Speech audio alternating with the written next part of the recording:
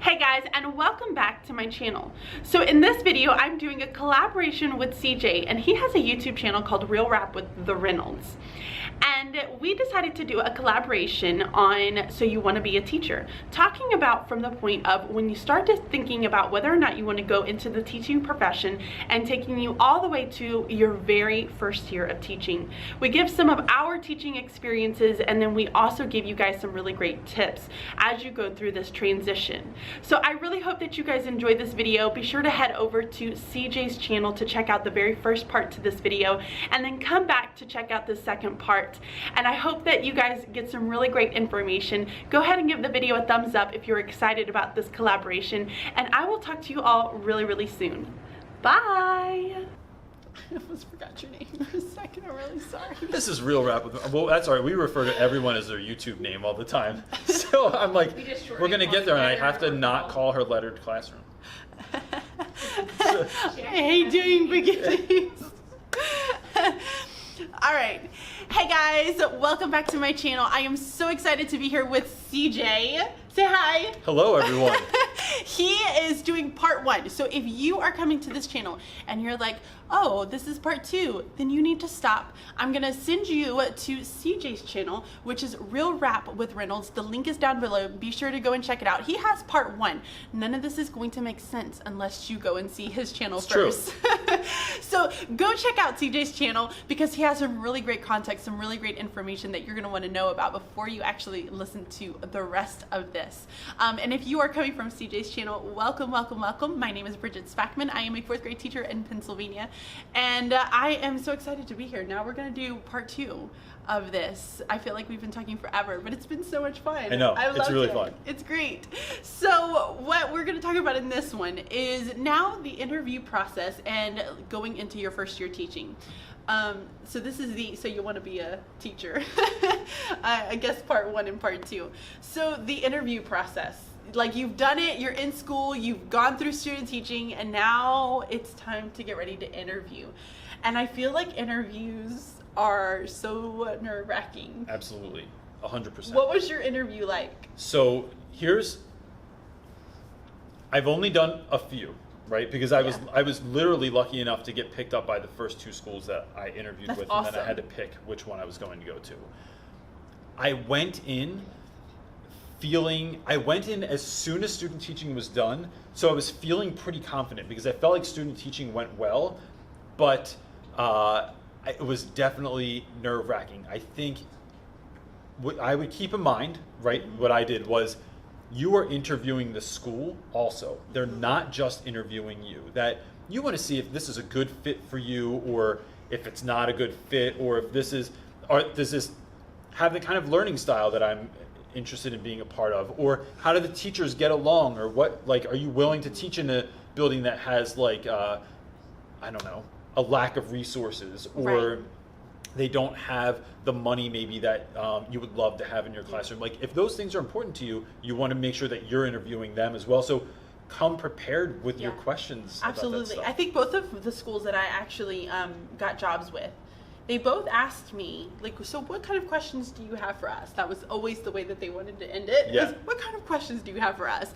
So they want to know if you've done your research. Do you actually want to work for them? Like, they want to know if you are really like gung-ho to do this. Yeah. So that was like a big thing for them too. Go on and tell me a little bit more about your interview. What was it like? So I feel like I went in, and interviews are going to look completely different based on the school, right? So the first interview that I had at my current school, it was me and one other person. We sat in a room, they asked me a bunch of questions. The second round was me and 3 people in front of me, and then I got to meet one of the students, and they toured me around the school, told me a little bit more about what they were doing and what their experience was. And then the final meeting was I had to teach a practice lesson, which was at my current school was a lesson to all the kids who were not allowed to go on the final end of the year trip because of behavioral issues. Oh, great. And me in a classroom, and a panel of like 7 or 8 teachers sat in the back of the room and just wrote down notes about how they thought I did. And that was really, really stressful, but I feel like I went in with in my head anyway, everything about me said, I really want this job. Yeah. I want to be at your school. I want to be part of your community. I've done my research and I know who you are. I didn't just send resumes out to every school that was available, but I did my research and I want to be a part of this. But in the back of my head, I'm thinking, I'm going to teach like it doesn't matter if I ever get this job. I'm going to just not care, because that let me kind of trick myself into thinking like, yeah, I can like be more natural and try and connect with the students. And actually, even in this little lesson, I want everyone to leave with something. Everyone's going to learn something. And I think that just went a really long way. So you for went me. like 3 rounds. Was it 3? Or Yeah. You said 3 rounds Yep. total? That's interesting. So when I actually in Alabama, I only had 1 interview. So the way that they ended up, and I guess it just varies by state, Yeah. but we had to go into the district. So the district, the county, well, there were counties that were much bigger. So we had to interview with the county, and the county had a group of like principals. And so you had this like first little interview. It literally lasted 10 minutes. It was like 5 or 10 minutes. It was Yeah. super, super quick. They just wanted to see if you could, I guess, form a sentence. I don't know. Yeah. So I did that, and then after that, then you're allowed to. They will start passing your resume out to other principals. But I was so very, very fortunate, because I actually got an interview at my internship school, so the school that I interned at, and then I actually got 2 more interviews. One of which I actually did I think it was math science time when I was there, and then another one that I did not actually teach at, but it was all in the same county, and they all wanted me to work for them, which I was so very thankful for and so blessed for it. But then I had to figure out which grade I wanted and what was like the best choice for me. Sure. But that was it. That's all I had to do. Was just and I interviewed, and that was it, and I was done. Where's the panel in the back of the classroom of all the teachers staring at you? There was no panel. And then it was so weird when I came here. And I've told people on my channel before, but like nobody would let me in the door. Like I couldn't get into the door. Like I was not even, because I had my really nice little I call it a portfolio, but I never used a portfolio. Did you? I didn't use one. I know tons of people use use them, and it seems interesting. I just feel like you never even open it up when you're sitting there talking with people. You know, they want to like get to know you as like a person and have a conversation with you. I think that's the biggest piece. But like I had, I guess what you would call my portfolio, which was my cover letter, my resume, and I had my letters of rec in there too. And I was trying to pass out to schools, and I would go and buzz it, and they were like, you need to go to our district office. You need to go to our district office. Please visit our district office. Please. No one. Story of my life. No one would let me into the door there. And the only way that I got, and I know we were talking about this earlier, but the only way that I got this job that I'm in right now, I promise you, it's because of my YouTube channel. Which is he literally awesome. Went and saw my YouTube channel. So everyone should just start creating content on YouTube. There you go. But stay positive. Yeah. Because you never know when administration is going to go and look at you. Yes. Same thing to go with that social media. Like, you just never know when they're going to try to Google you to figure out more information, and boop, there pops up your channel. Yeah.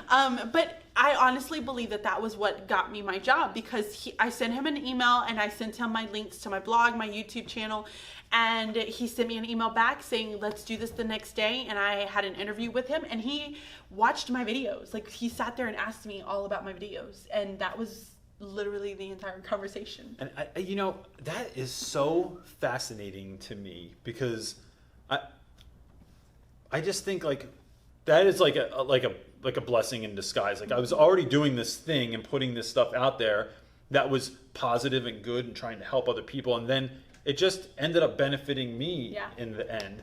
I'd say also that connection point, that people knowing who you are, right? You have a much greater likelihood of getting a job somewhere if someone knows who you are.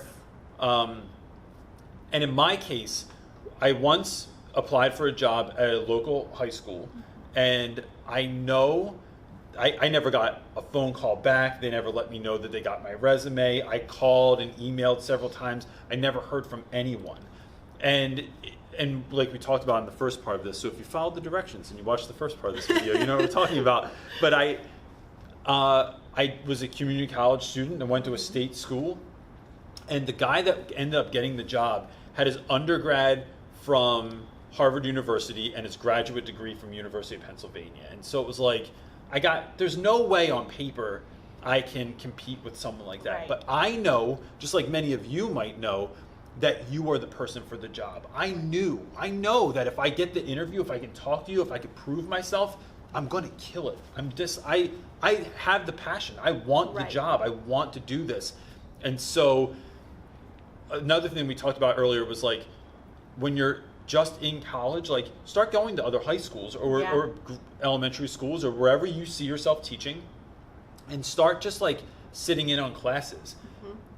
It would not surprise me in the least that if you found a school that you wanted to be at while you were doing that, if you just started volunteering there, like you're selling tickets for the football game or you help clean up after the dance, you making it a presence like that on the front end, and then you go for an interview 4 years later, that's gotta weigh very, very well in your favor. Like, because they know that you're already willing to put in the work and you really want to be there enough that you were there for free for years, you know? And I think, you know, too, when you are working in a school, guys, you are a part of that community. You are not just a teacher. You are a member of that community because you're giving back so much to them and you are helping those kids for so many years. They want to see that you are involved in the community. They want to see that you will, I mean, family is like the biggest part of school, I feel like they're always talking about how important families are, and we're always trying to give back to our families and help our families and do as much as we can for our families in our school districts.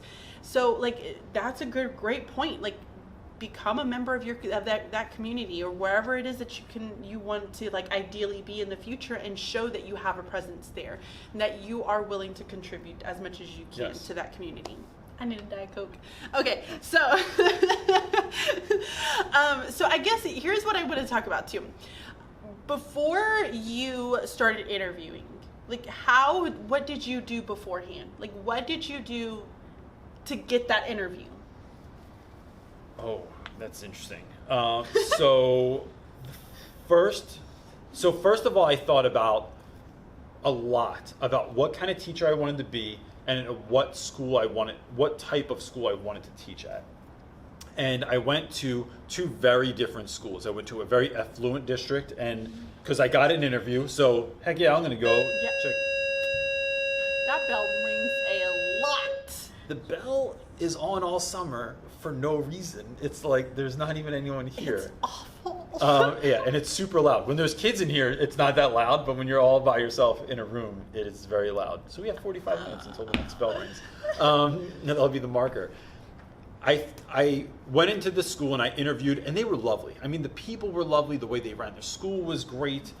And when I walked out of that building, there was an enormous, had to be 8 feet long. It was a fish tank that was gorgeous. And something in me, and this isn't to say, like, those schools are great. I'm sure the kids that are coming out of them are great. Those teachers love their students and they really care. For me, I didn't want to teach at a school where that kind of fish tank could exist in a hallway. Because I wanted to go where I felt like, for me, not everyone else was going, right? Where like, and not to say that I had to be like the saving grace from on high, like coming in and like spreading all of my goodness in the school, but maybe there were other teachers that longed for that kind of community. Yeah. And maybe I could show up and be a part of that and like help them, and we could like create a community and help one another. And so it's real funny, the longer I've taught, I feel like I'd really love teaching no matter what kind of school I was in. I don't have to be in any particular type of school. It's the craft that I love. It's the relationships that I long for. And I feel like I could do that anywhere. But at that time, it was the schools with less funding, the schools that looked like not a lot of people were going to apply. And that's where I ended up going. And that interview... And that's great, because so many people don't like want to do that. Like, no, they're so scared about it. And especially being a first year teacher, like, you're so intimidated and you're like, I don't know if I could handle that. Like, I just want to go to just one of the schools like around my little neighborhood and just be okay with that, because it's intimidating. Like, your first year, and then on top of that, you're having to deal with so many other issues that are coming into play that you're probably not used to. Yeah. And it's big. And at the end of the day, to really, like, now kids are kids. I mean, where I teach and the other places that I visited and the people even that I've watched on YouTube, it's, you know, I think, you know, and this might be somewhat controversial, I'm sure, but like, I just like think that like so-called Title I schools or inner city schools get painted into a very particular type of a picture. But at the end of the day, teenagers are teenagers. They're dealing with their issues. And you're going to see it everywhere. I have kids that deal with stuff in my school that maybe like where I grew up, no one ever had to deal with that. But they're still kids. They're still trying to figure themselves out. You're still trying to meet them where they are and bring them up to where you want them to be. And that's what it's all about. It's not about like me getting a movie one day or something like that. Or me letting the movies, like, I don't know, kind of influence at what kind of school I teach. Yeah, absolutely.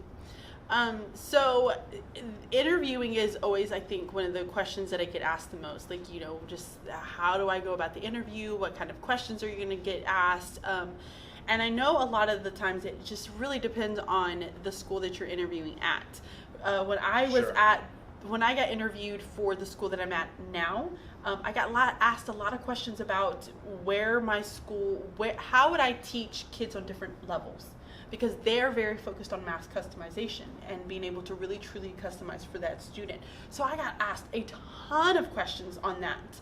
And I think that's part of going back and just really knowing the school that you're going to be interviewing with, and going back and kind of doing a little bit of research about them, because y'all, let me tell you, you go to their like district page and you will automatically see what kind of school they are, because if they're all about like family community, which was that first school that I was in, it's going to be splattered all over the place. If they're all about mass customization and really focusing on the child, it's going to be splattered all over the place like it was at this school. You know, you're going to be able to pick up really quick what kind of school they are, and maybe even what kind of questions they're going to try to go towards.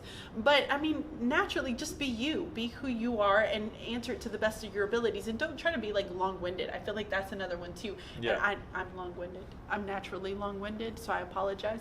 But like, you don't have to be long-winded. You know, you can answer it short, sweet, simple, to the point, and be able to convey that you have a passion for this and that you really want to do this for the rest of your life. And also know that they know that it's your first year, and they know that you're not going to know everything automatically. Well, and if you try and come off like you have this like whole world of experience, it's like I would sit there as an educator and go, dude, no, you don't even know. Like, you know, don't try and fake it right now. Like, just be honest about who you are, where you're coming from. Yeah. I feel like some of the biggest things is that they want you to be able, they want to know, are you going to be able to work with other teachers? Because that's huge. Like, being able, you're with these people a lot, and like you... More than your own family.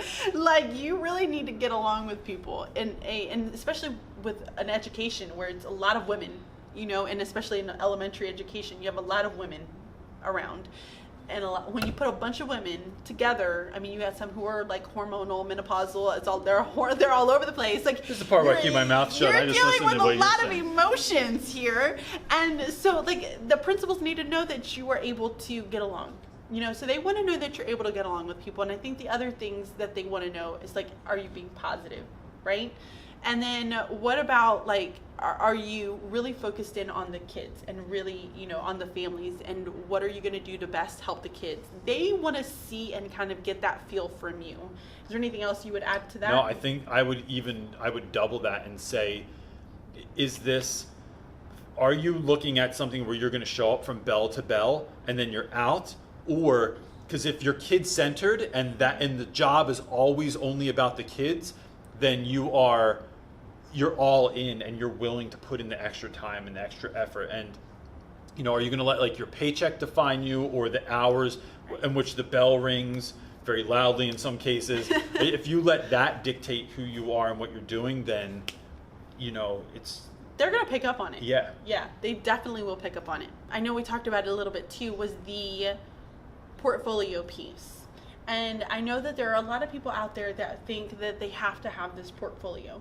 In my time of even being in Alabama and also being in Pennsylvania, never had to use a portfolio. And I want to get your take on that as well. I never had a portfolio. I don't know that I would even now, if I lost my job, I would not put something together. But I think here would be my take on this is, I know that that's not my strong suit. I wouldn't be able to put something together that I felt comfortable about, because I wouldn't feel like it really gave a reflection of who I was. I would try and think about, what strengths do I have? What could I pull from? And then how could I present those in the best light possible? Right. So for me, it's person to person. I love connecting with people. I love asking questions and getting to know folks. And I am naturally positive. And so I think bringing all of that goodness into the interview, or talking about things like,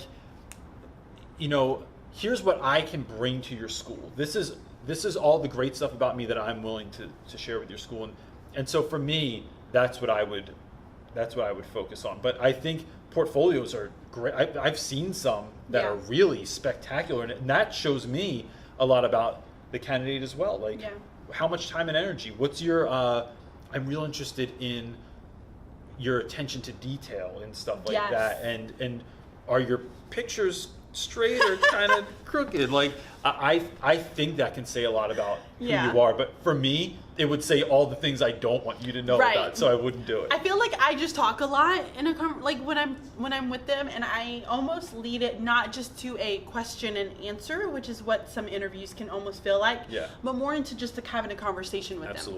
And that's almost what my interview that I had now. I wouldn't say my first time. My first time I was very nervous, and it was a very like question answer type feel.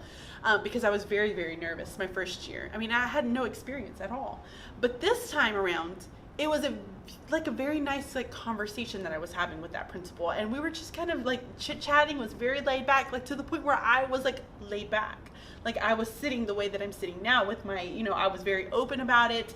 I try not to be like, body language is huge, but try not to be like this, but you want to be almost like leaned in and, you're having a conversation with somebody. And I think that's really important too. They want to kind of get that feel of your personality and who you are as a person, because I think at every single interview that I've ever had, they've always asked, so tell me a little bit about yourself. Well, I want to be a teacher. I want a job. That's what I want to tell you. But, they also want to get to know you as a person, because when you go into these schools, you're becoming a member of the family. Like, you're a member of a family, of a very, very big family. So that's also something to keep in mind, too, is just kind of be you and be the person that you are. I think that's really important. I'm glad you brought that up, because it's making me think of, if someone were to ask me about myself, I don't want to just list all of my accomplishments. Here's all the awards that I won. It would have to be more about, and even now, like if I lost this job, I had to get a new job, I would talk far more about relationships that I've had with students, connections that I've had with people, my passion for education, maybe where that started. Like, I've wanted to be a teacher since I was in kindergarten, maybe someone might think of, or my whole family are all teachers, and so it's like kind of in our makeup. Like, what are those little personal things that you can bring out to make yourself look like a real person, and to also share something about yourself? Because I think connecting human to human is a lot more interesting than just looking at data points on a page, or saying like, yes, well, I graduated with honors and I went to this school and I have perfect attendance, whatever your list of things. That's a really lame thing to tell someone, but I think that carries a lot of weight to it also. And just that being genuine and just letting them know how much you truly want this job. Yes. Like, I mean, I felt like I literally, almost to the point it was like, I really, really want this job. Like, you don't understand. Like, I might just show up for work regardless. I really am going to just be here every night until you say that I have the job. Like being genuine, and just, they will pick that up quickly, and they will really get a feel for it. But they just, it's a conversation. Just think of it as a conversation that you're going into, that they're just going to be asking you questions about how you would teach kids. So, and so that's kind of the most important piece of it. Some tips like on after that interview.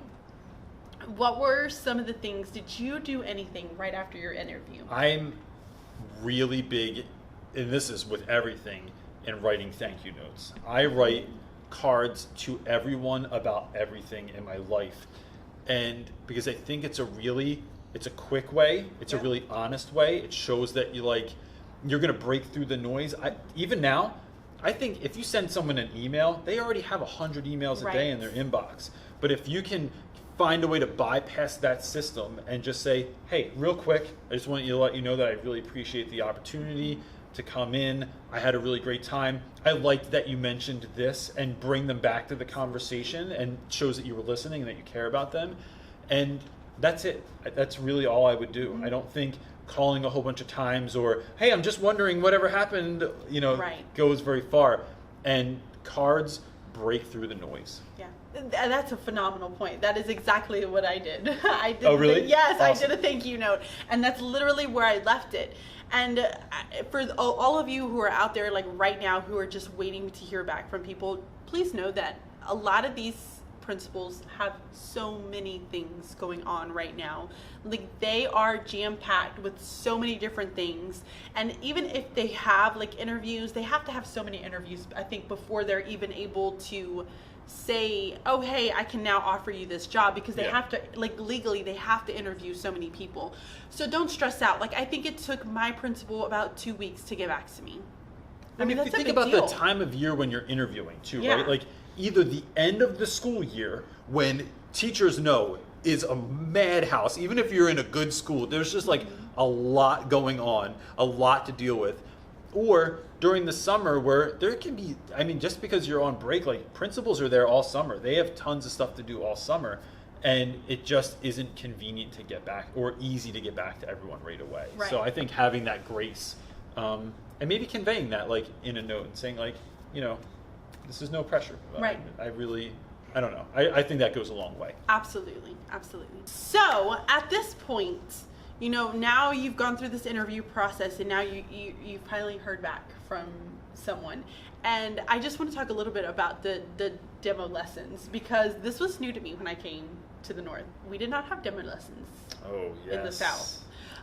So I was not aware of demo lessons in Alabama until I came here, and I loved some of the things that you were saying, that you just really wanted to focus on those kids. And that's huge. I remember when I did my demo lessons, that's exactly the same thing that I did. I was zoned in, and my eyes were solely on those children that were right there in front of me. You have to. And yours was during that field trip where you had mine was right after the PSSAs. Oh, yeah. Yeah, like, so it's like prime learning time, right? Like, we don't want to learn anything. This is the last thing I want to be involved in right now. Exactly. And then you have all these people who are sitting all around you, just watching you. But I tried to focus solely on the kids that were right there in front of me. So I think some of the things that I want to and I'm going to get your feedback on, like, demo lessons, and the things that I really want you to try to make sure that you place inside of these demos lessons is getting the students to be engaged as possible. Yes. I feel like that is the most important thing. I know for at least my principals, it was the most important thing. They wanted to see that you were not the sole person that was talking. They wanted to see that the kids were engaged, that they were talking, they were doing things, they were up, they were moving. They want to see them doing stuff. Yep. That is really important. And then I also would like for you to plan out the entire lesson as if you were about to finish it. So from, like, to the point of, like, if you think of scaffolding, like, it's I do, you do, we do. If you're in the South, y'all do, you do, that type of thing. And so you would have all of these different steps of how you would take this lesson and show them of how you would scaffold this lesson, but then how would you assess this lesson, so on and so forth. Like, I had it on a whole little piece of paper.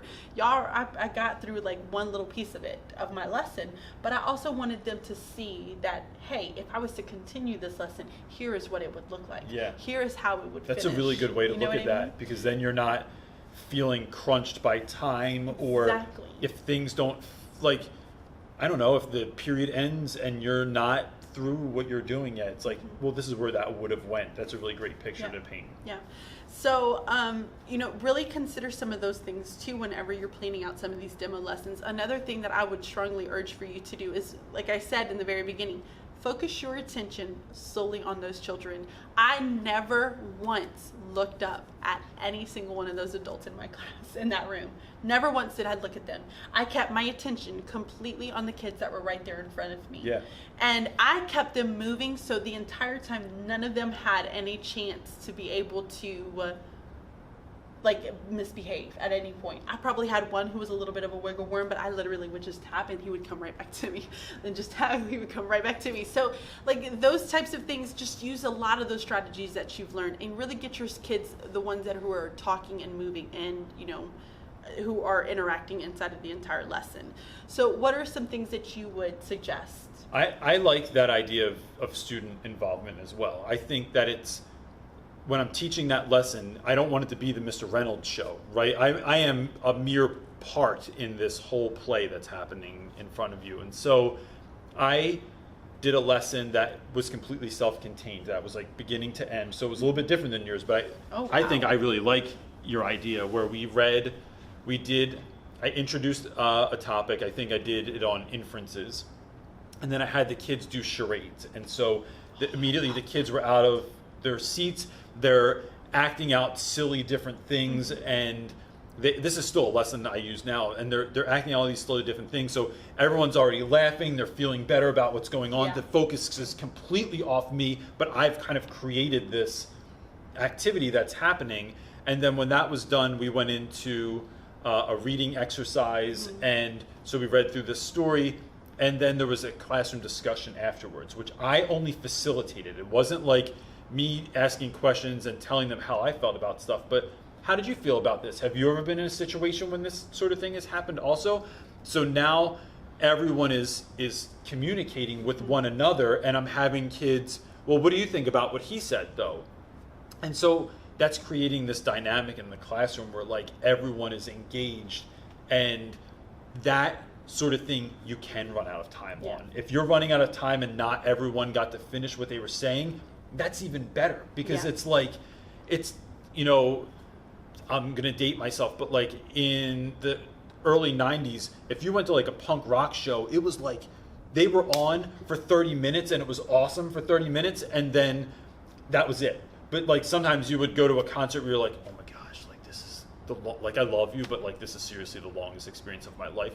I love that idea of like leaving the kids wanting more. They are excited about like, man, where would this have gone? Or are you coming back? Or are you going to teach here? And that's what I would go for, is like leave that lesson on a note of what was going to happen next, or something like that, because the teachers will pick up on that, because they all want that in their classrooms. Absolutely. So then after you have like this big demo lesson, and mine lasted, I think it was about 20 minutes. How long was yours? I had to teach a full period. So I had 45 minutes, yeah. So you had a full 45 minutes. Yeah, mine was not that bad. If you're in that situation, that even shows that your planning method for that is perfect. Yes. You could not have tried to do something like I did, because I wanted to hit all these different types of learning, and you just don't have time for that. Yeah, so you have to also keep that in mind, I guess, whenever you are planning these lessons too. Yeah. Did your principals give you any type of like requirements that you had to have? Nope. Which was even worse, because it was like, you can do anything, and I'm like, oh. They didn't give you a standard? Anything. Nope. It was just I like, did get no. a standard. They were like, come in and teach something. Yeah, no, we got a standard. So they literally said, like, I had to do main idea and details with summarizing. Like that, they told me the standard. Which could be and good, I did unless that's not something you're pumped about. If you're not pumped about it, it's like that standard was so huge, and back then I didn't quite understand it all the way. So it was like, how do I plan for this? It was so hard to do it, but I'm glad it all actually ended up working out really well. So now it is, you finally get the call and they hire you, and it is your first year teaching. So holy moly. You know, first year teaching, and there are so many things. Like, I felt like I wish I would have done a little bit differently with my first year teaching. And I just want to kind of get some tips and some suggestions for our viewers out there on their first year, and some of your experiences as a first year teacher. I remember that I prepped all summer. Yeah. My room was on point. My lessons were ready. My copies were made. Did you use it? I did, but out of fear, right? Like it was like, we're not deviating from it's like you're driving down that dark, scary road and you're like, nope, this is where the GPS says to go. I'm not going to try and figure something else out now. So should we start that little piece over? Oh, So no, I'm going to go right into this. So first day of school, I am in my room and the bell rings and I hear all of these children coming down the hallway, and I remember thinking, oh my God, what did I get myself into? Because why would they ever listen to me? Yeah. I'm nobody. They don't know who I am. Like, no one's going to listen to me. No one's going to do anything I ask them to do. And this isn't even going into all of the dreams that you'll have that start in August every single year, even if you've been teaching for 30 years. You make it into some magical, wonderful, beautiful thing, right? Yeah. And you're like, it's going to be so awesome. The kids are going to love it. They're going to think I'm the coolest person ever. And then they walk in and you're like, oh. No. And that's when the dreams start. And all of a sudden I'm having dreams. I show up to school with no pants on and I'm like, no. But it really was amazing to me that so first day, I think my first year, it looks something like this. Everyone sits wherever they want. I greet everyone at the door and I shake their hands, and everyone shook my hand and said hello. And I thought, oh, well, that was kind of amazing. Like, I expected more disrespect or skepticism or who's this guy think he is. Everyone sat down. I got to the front of the room and they actually got quiet. And I thought, this is kind of amazing. And so this is a phenomenon that happens only at the beginning of the school year, where kids are like better behaved because it's new, and that's why college stresses that you need to lay it down in the beginning of the year so the kids know the policies, the procedures, the rules of the classroom, because this is the part where everyone's paying attention for about 2 days until it starts morphing into something else. And then they start making friends and like little cliques. Yeah. And then it all starts to happen. And everyone decides what teachers they like and what teachers they don't like. And it becomes this whole drama scene. But in that first day, when I remember putting kids in the seating order that I had prepared, that they actually got up. They moved to the seats that I wanted them to. And I just started getting the sense of like, I could actually do this. Like, I'm having these little wins, which I think are really, really important for people to note, that don't look at the totality of your first day or week or month, but what were those little wins? Like, where did you have some success? Because that's going to let you, or at least remind you that you can have greater success going forward. Yeah, absolutely. Absolutely. My first year, I did a lot of work. This was in Alabama? Yes, in Alabama. I worked a ton. I didn't do it as much here. And I actually am doing like a whole other video on like the experiences of like being a teacher, like going to a different school, because it's like it was just different for me, like as a first year teacher coming into a different school. But my first year teaching ever, like my very first year, I worked a ton. Like, I was nonstop. I was there from 6. Sometimes I would stay there until 9 o'clock at night. Then I was taking work home with me, and I was constantly doing stuff. And I felt like I was almost to the point of burning myself out, but I loved it. I loved every single moment of it. And I was excited, and I was thankful, and I was just so grateful that I had a job. At that point, that I just was like, I'm gonna do whatever it takes. I don't care how tired I am at this point. Like, I loved every minute of it. Yeah. And some of the biggest things that I remember, and this is kind of what I wanted to tell, like, as my viewers, if you're just a first year teacher, you're not gonna be perfect at everything. And I feel like as a first year teacher, you want to be perfect at everything, at everyone, at everything, apologies, because you see all of these like amazing teachers, and now with social media it makes it like even worse, because you see these amazing teachers because you're watching everyone's highlight reel and comparing it to your real life. So you're seeing all of these amazing things and you're like, oh, I can't do that, I can't be that way. And it almost starts to make you feel like bad about yourself as a teacher, and you start to say, well, gosh, I'm just not even that good. But like, even like what you guys hear and see like on YouTube, or what you hear and see on Instagram, you're not getting everything. Like, you're getting little bits and pieces. You're getting like the highlights, like you said. It's the highlights. It's the great moments, but they're not going to show you all of the crazy stuff. The moment, Johnny starts throwing up all over the table and little Susie starts cutting Johnny number 2's hair. Like, you don't see any of that on Instagram. So like, that's something that's really important to remember too whenever you are starting your first year as a teacher. And just again, building some of those relationships in school, with your kids and with those families and with, the other teachers that are there is really, really important too. So like, did you have like any moments where you were like, I got really connected with these teachers or these kids that you want to share? So that's really funny, because as much of an extrovert as I am, and as much as like community is important to me in every part, in YouTube, in school, in my own neighborhood, I stayed in my room and I lived in my own little bubble. Really? And I very, very seldom left it, because maybe some of that was out of like insecurity. Like, I don't want people to know like that I'm not very good, because I wasn't. This was my first year. If I did, so my first year I had a lesson that failed. It was just like, I planned it. I thought it was going to be the greatest. It was awesome. It still is awesome. I brought it into school. I start getting into it. I'm super pumped about this material, and the kids are just like not having it. Do we really have to do this? Is this really how this is going to go? How long is this lesson? 2 weeks? We have to spend 2 weeks on this? Oh my gosh, And they're so much older. They can use so many more words. Oh my gosh, it was like soul crushing to me.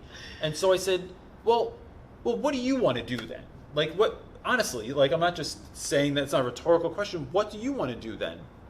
And so they started laying out some of the things that like they wished that teachers did. Yeah. And I rolled with that, and I spent a weekend hardcore prepping a lesson, and we did a lesson on the Harlem Renaissance. And instead what we did was I gave each person someone from the Harlem Renaissance, and they had to put together either a project or a performance about that individual. And then we created, my room became the Harlem Renaissance Museum, and it was covered from floor to ceiling with decorations. And I mean, kids were staying until 7 o'clock at night at school. They would go home and eat dinner and come back to school, and I'm loving it. But even that, I don't want to tell anyone that I'm doing. What if I'm not allowed to do this? What if I get in trouble for doing this? Right. What if what if everyone looks at me and thinks that like I'm doing too much? And that made me really self-conscious also, because I didn't want to waste my time being the teacher I thought they wanted me to be. I wanted to be the teacher that I always wanted. And so that was nerve-wracking. So I just stayed in my room and like peeked out the door every once in a while, and that was it. That's so funny, because I'm totally opposite. It's really and I am like the person that I don't like to be around other people. Like, it's really hard for me to like be social and like do things with other people. So my first year teaching, I would go to everyone and ask everyone like for help and advice and for everything, and try to get everybody's opinions, and I would take anything that anybody had, because I just wanted. And that's another thing, y'all, just really quick side note, take what other people have, okay? Don't try to reinvent every single wheel the very first time, because you're going to drain yourself. So take what you do, and then every year you can kind of improve and make it your own. But like, I would literally just take everything from everyone. And now, as I've gotten into my own and started developing my own craft of teaching, I stay away from everyone. And I stay in this little bubble. But that very first year, I was out talking with everybody. I was crying to everybody. I was like trying to get as much advice and as much information. I was working with like other teachers. We were all like planning together, because I needed that then. I needed someone to help me get through this. Yeah. Because I was so tired all the time that I just felt like I could not even do it by myself.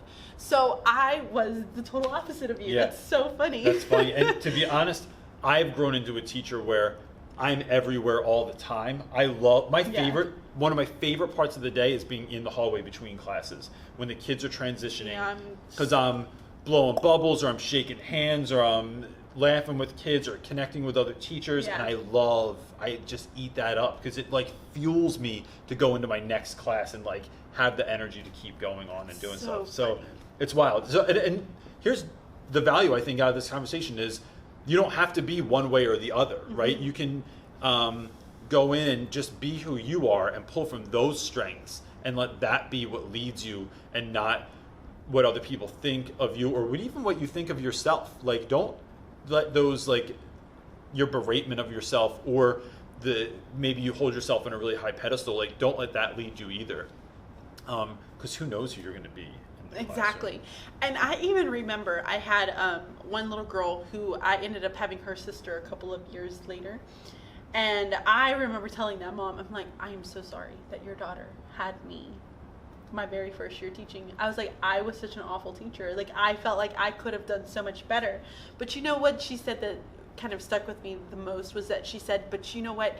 You had such a great relationship with her, and she absolutely loved you as a person. And she was like, you were perfect for her. Yep. And I mean, that was worth it right there. I may not have been able to teach her everything because I didn't know exactly what I was doing, but I had a relationship with her and with that family themselves as well. Like, and they loved that, and they felt like that was so much more valuable than any education that I could Absolutely. get. Because, you know, even in kindergarten, they're going to pick it up. They're going to start reading wherever they go.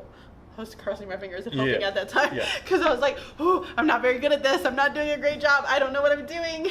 But, you know, like that's a huge piece of it. A huge piece of it is having relationships with your kids and their family. It's for me, it's everything. But Yeah. but that's me pulling from my strong suit, right? So it's not for everyone. I have friends that don't care about what's going on in kids' lives. They're like, they are teachers who are kind of awkward and getting into that place with students and being vulnerable.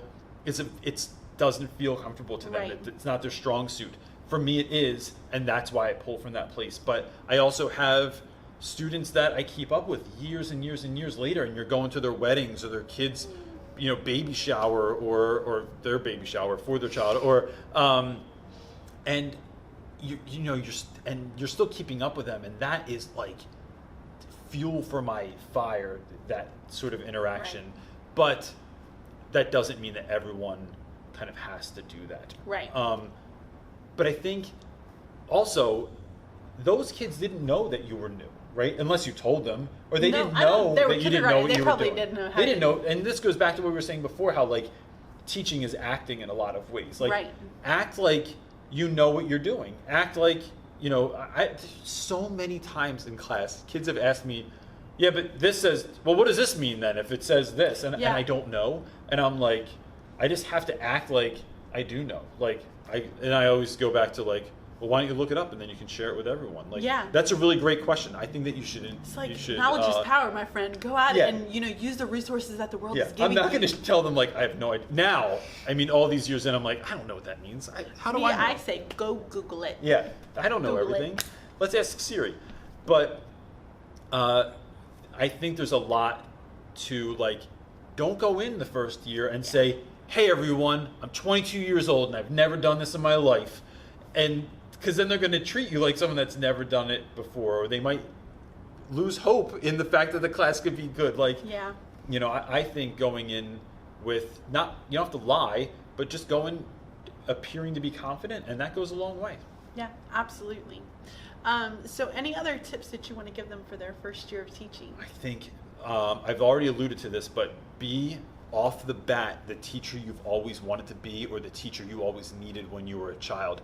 Do not wait 3 years in and think, as soon as I have tenure, once I have tenure, then I'm gonna go nuts. Don't do that. You're just playing a game where it's like you don't win, because you're gonna get set in your ways, or you're gonna once you have that 3 years worth of projects and procedures down, it becomes very hard to change those, I think. Like, that's the beauty. If you become the teacher you always wanted to be from the jump, 3 years in, you're like, I have all this great stuff to pull from.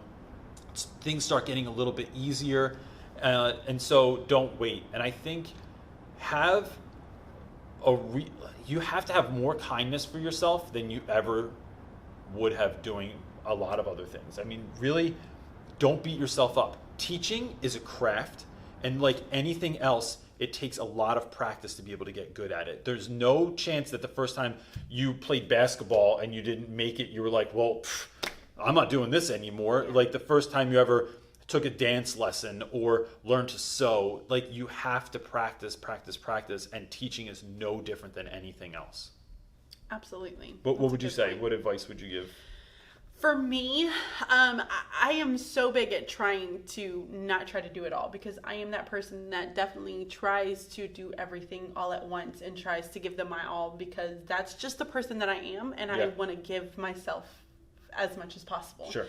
And I would really say that, don't try to do everything that everyone's seeing. Don't try to be like every other teacher that's out there. Don't try to say, oh, well, this teacher's doing this and this teacher's doing this, so maybe I can do a little combination of all of it. Don't do that.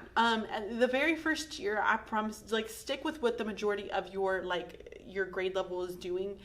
Start taking little bits and pieces, changing it up to make it your own, and then start to take it and improvise it year after year after year. Because if you try to change everything the very first time that you walk in, you're going to exhaust yourself. You are going to become extremely exhausted. And I have a strong belief that you can't get really good at something when you're trying to do everything.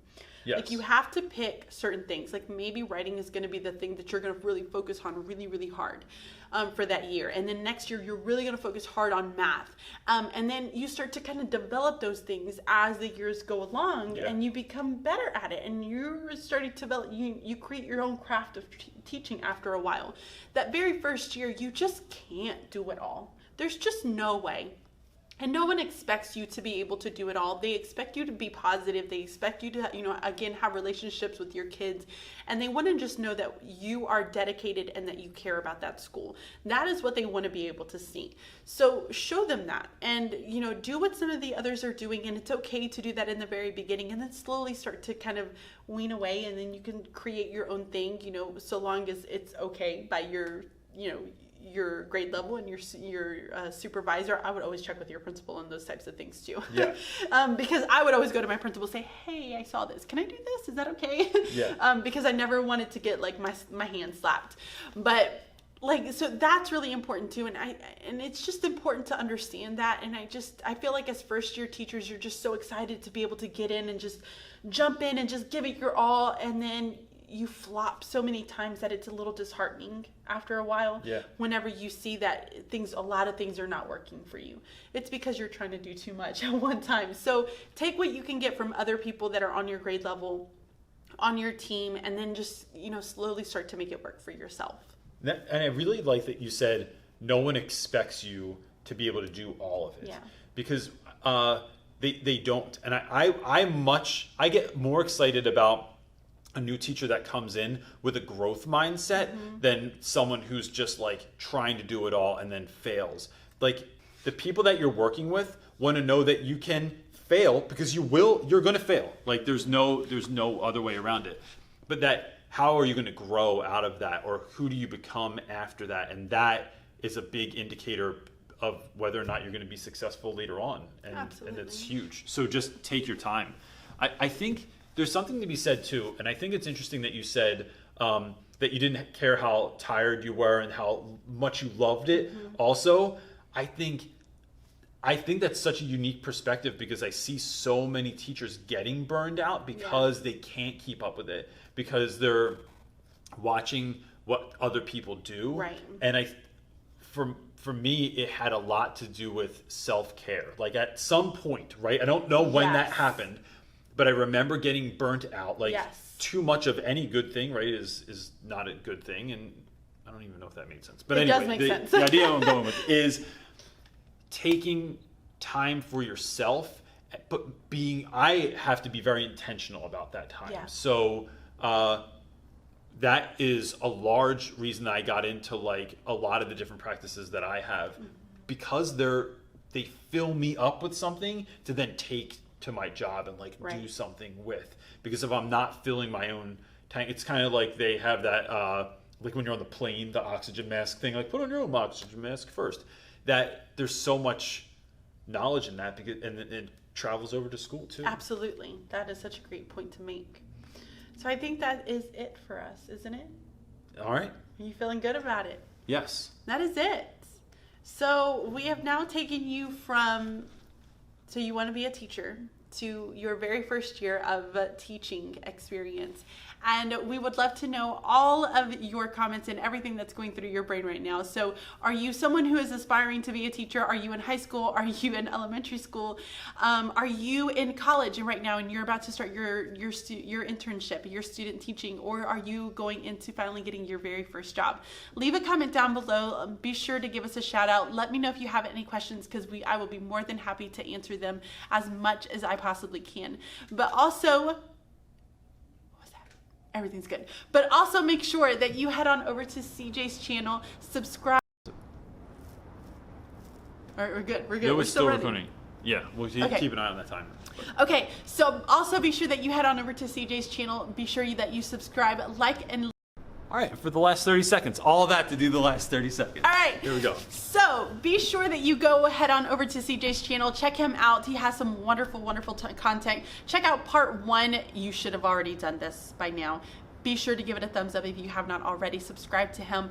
Thumbs up this video if you enjoyed it. This is, I think, the very first, like, teacher YouTube collab where it's like in person. I have not seen this anywhere else. How cool is that? Exclusive. Thumb it up, guys. Subscribe if you have not already. And of course, I will talk to you guys very, very soon. Bye. Bye. Thanks. That's it. That's it. That's all we gotta do. All of that.